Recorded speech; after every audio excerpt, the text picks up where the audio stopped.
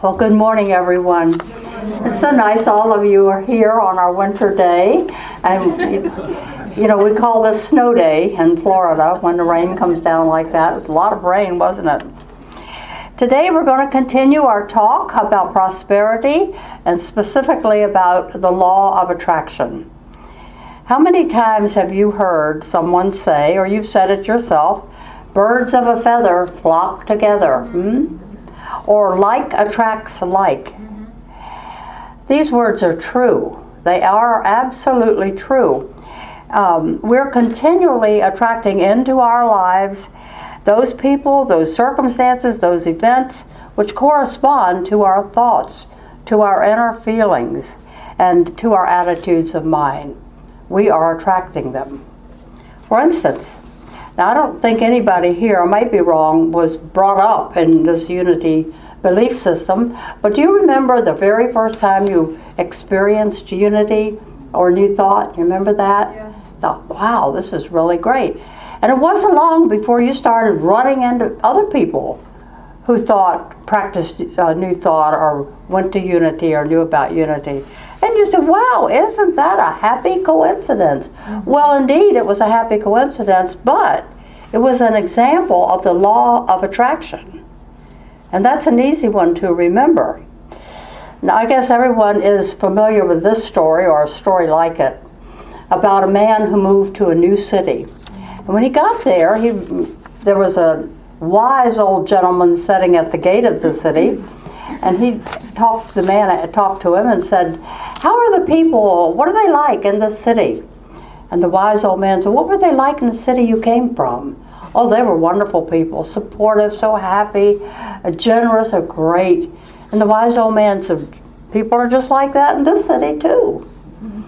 Wasn't long till another gentleman came to the same city. And he went up to the same old wise old man sitting at the gate. And he asked the same question, what are the people like in this city? And the wise old man asked the same question, what were they like in the city that you just left? Oh boy, was I glad to get out of there. They were mean-spirited, narrow-minded, selfish people. The wise old man said, I'm sorry to tell you, same kind of people are here. Now that just reminds us that no matter where we go, we take ourselves with us. And I think we need to remind ourselves of that once in a while. So what is it that attracts like to like? It's not an outer factor. We don't wear a sign or a tattoo. It's something inside of us. It's a mental thought form. And a mental thought form is like a magnet that attracts conditions, attracts objects, and attracts people to it. Thoughts have this amazing attracting power. They really do. And it's like each one of us has a bunch of magnets in our head. You could just picture magnets in the head. Actually, they're not just in the head because your mind extends beyond that. But if you think of your inner self, where you think, where your feelings are, well, that's where the magnets are. And those magnets attract people, things, events that are like them. Now the truth is, and it's really quite wonderful to know this truth, because we have the authority, we have the freedom, and we have the responsibility to remove those magnets that we don't want and to insert magnets of things that we do want. Now, how do we do that? There are two ways. And one way is from the inside out, and the other way is from the outside in. Now, you can work these individually, but it's better if you work them together, particularly in the area of prosperity, which is what we're talking about in this series. So inside out means that the first thing you have to do is to form the mental structure, the mental belief, the mental picture in mind of what it is that you want.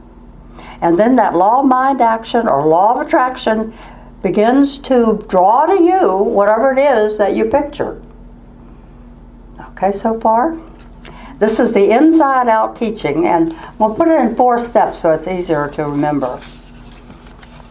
This sounds fairly easy. It is not easy. But I think it's easier than we make it sometimes. The first thing we have to get clearly in our mind what we want. Okay, can you, we don't even have to do this now, but can you think of something you want? Everybody think of something you want? Even if it's an ice cream cone? I mean, can you think of something you want? That's the first step you have to do for this. And then you have to develop the conviction that it's already yours. Ice cream cone, can you taste it? And then you have to do everything that you can do to bring it about. Which be go check the refrigerator over there and see if we have any ice cream out of state. Then you release it. You give thanks. You don't worry about how you're going to bring it about. You just let it happen. So it's just a real simple little example of from the inside out. Now, there are a lot of people who long for that wonderful, prosperous, happy life. But they are mentally lazy.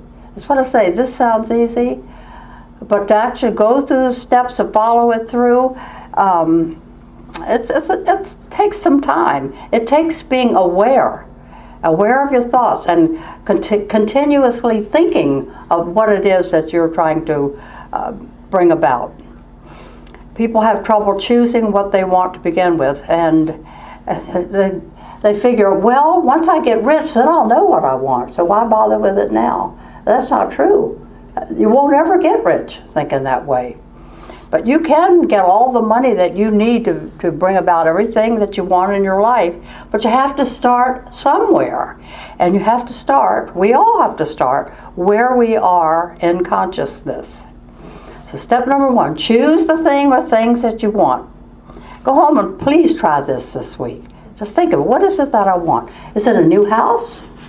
Is it a new apartment? A car? A friend? An ice cream cone? What is it? Pick something that you want. And then, as you follow the formula, you're building that mental image in your head. As you do this, it gets easier as you go along. I mean, the first time it's a little bit hard, it gets easier. And the next time it gets easier until after a while, you have built a prosperity consciousness where you continually attract everything into your life that you need and want. Okay. We know that success breeds success. And so get clearly in mind what you want. I'm going to give you an example of how this works. Now, this is Diane Starr's favorite prosperity story. It's mine too, because I know it's true. I tell you a lot of stories, but the ones I like the best are the ones that I can guarantee you are true, right? This is one of them. I witnessed it. You know which one. Yes. When my husband and I first moved here to Florida, we lived in a retirement community called Shangri-La. And we had a very nice unit there. It was actually the largest unit, and a very nice apartment. And they were different sizes. So we were happy to have the biggest one. It was a nice place to live. But down the very street where we lived, there was a German woman by the name of Toni Hoffman. And she lived in the very tiniest unit. It was very tiny. I was in there once. I think it was living room, kitchen combination. And she had a half bath and no carport, you know. She didn't need a carport because she didn't have a car.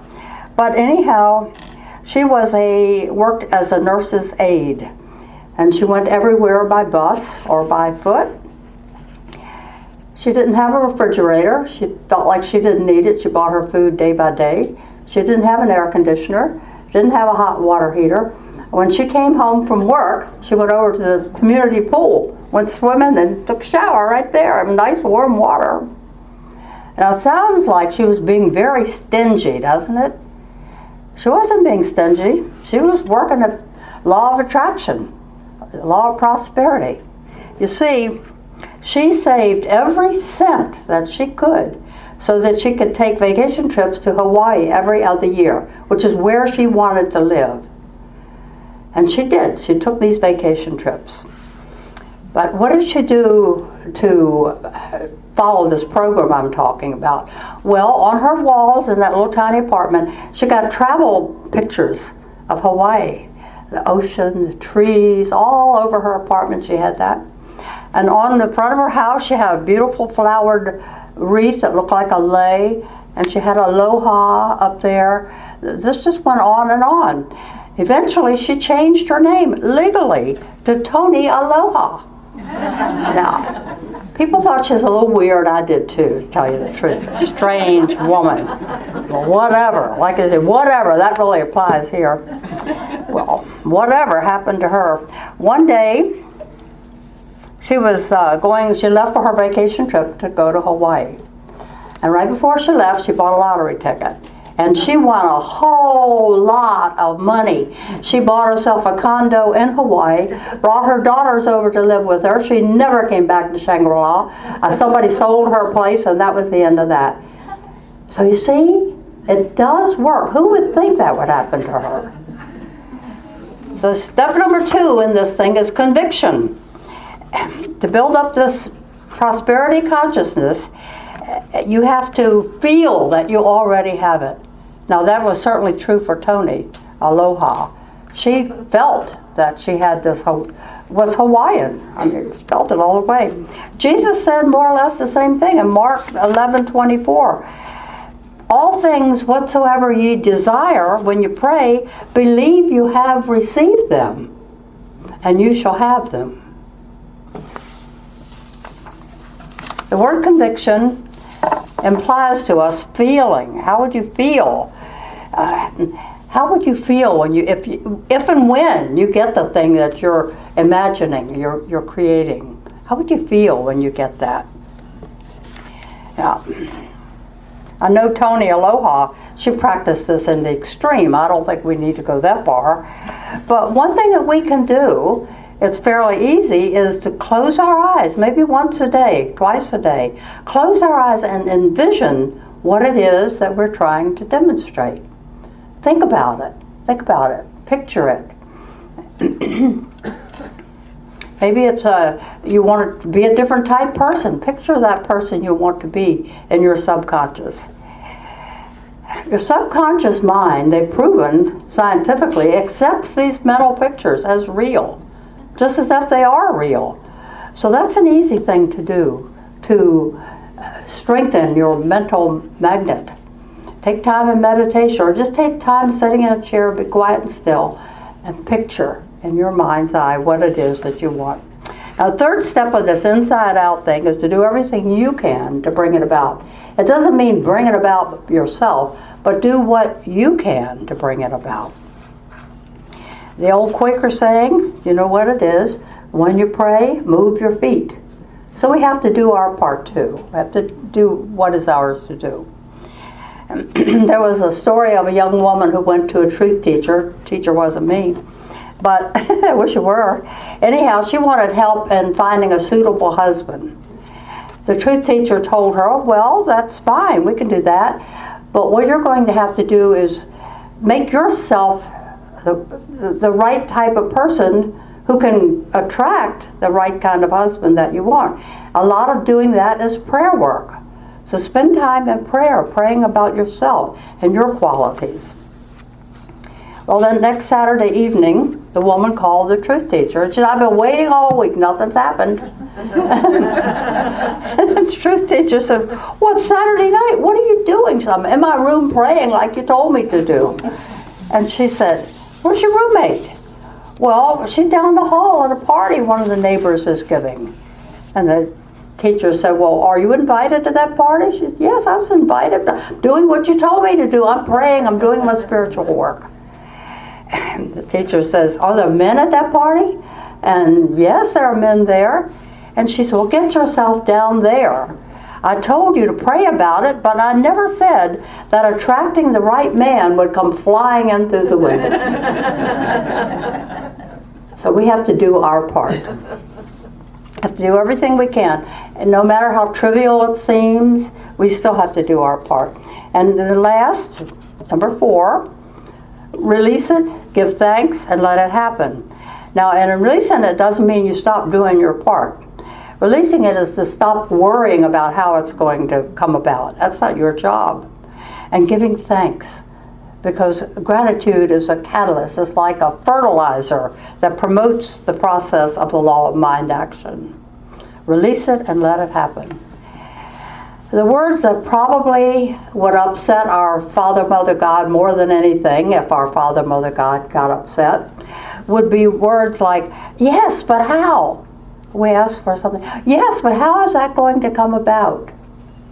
And if Father, Mother, God would look at us and say, listen, you don't think I can do this?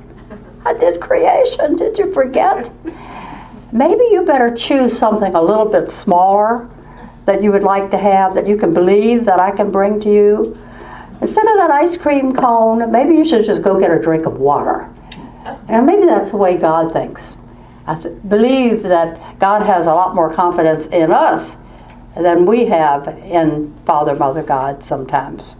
So let's review those 4 steps again. Number 1, get clearly in your mind what it is you want. Now, I don't expect you this week to go make a big life plan. Do something, though. Come up with one thing that you want now that you don't have. And then develop the conviction that you already have it. How's it going to feel when I get this? And then do everything you can to bring it about. Go to the party. Then release it, give thanks, and don't worry about how it's going to happen. So the 4 steps. Fairly simple. Now, from the outside in, we're going to talk about this one more next week. But just to tell you a little bit about it, you want to work for both of these on your mental magnets, is to surround yourself, if we're talking prosperity now, surround yourself with as many symbols of prosperity that you have, that you can think of. Just have them there, because your subconscious mind will be impressed by seeing them. And that'll help that idea to manifest more quickly in your life. I brought some symbols to show you that I have. Okay. How about $1 million bill? Now, of course, this is a fake $1 million bill. But this would be good on a refrigerator. At first I thought of $1. No, let's go with $1 million bill. Also, these are little prosperity frogs, the good luck frogs. You can get them on eBay or anywhere, but they're supposed to bring good luck and prosperity. Put that on your kitchen counter. And then I have my prosperity hens. These are from India. I think they're so beautiful. And you just hang them on the wall, and they're supposed to bring prosperity to you. And they can be ordered. They come from a catalog. And then, how about this? If maybe you don't have a lot of gold, but you got something that looks like gold, put that in a pretty crystal dish and put that on the table to remind you about wealth, about riches. And this is so funny. My son-in-law visiting this weekend kept using this cup. I said, don't use my sample cup. How about a cup that makes you feel rich? See the ring on my gosh! Yeah. Coffee out of that. I had to get it away from him. Big guy with his coffee cup. Get yourself some prosperity symbols. Put them around, whatever. And that will seep into your subconscious and help draw to you the things that you want. Really will. Remember how Tony Aloha put the pictures of Hawaii on her walls? So she could see that every single day. You can do the same thing. Well, there's an ancient story that's been around way longer than our recent teachings about the law of prosperity that illustrates this. It goes like this. There was a prince one time that had a deformed body. And this made it difficult, and he was unhappy having a deformed body. One day, a neighboring king who was very, very kind presented the prince with a life-size statue of the prince. And it looked exactly like the prince, except he wasn't deformed. He was straight and tall. It was wonderful. Very nice of that king to do. At first, the prince didn't like it because he thought it made it more apparent that he was deformed. So he had it placed way back far in a far pasture of one of his many gardens, as far away as he could, put it there. But as time went on, he got into the habit of secretly going to that garden where that statue was, and staring at that statue. And it took a long time, But little by little by little, almost imperceptibly to the prince, his body began to straighten up. He was getting taller. And the day did come that he was as straight as a statue. See? This is a fable or parable, all those things. But the principle is essentially true. We become like what we surround ourselves with. If we want to surround ourselves with money, let's have some things to remind us of that. This is the law of attraction from working outside in. Set your environment up that will reflect prosperity to your subconscious mind, your powerful subconscious mind. So I'll leave you with this reminder. Nothing happens by chance. You attract your good. You attract your problems. You attract your friends.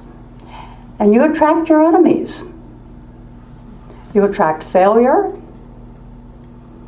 You attract success. You attract that which corresponds to your thoughts and your feelings, that which corresponds to your fears, and that which corresponds to your expectations. In Unity we say, thoughts held in mind produce after their kind. Be very, very careful about your thoughts and select the ones that will bring to you what it is that you want. God bless you.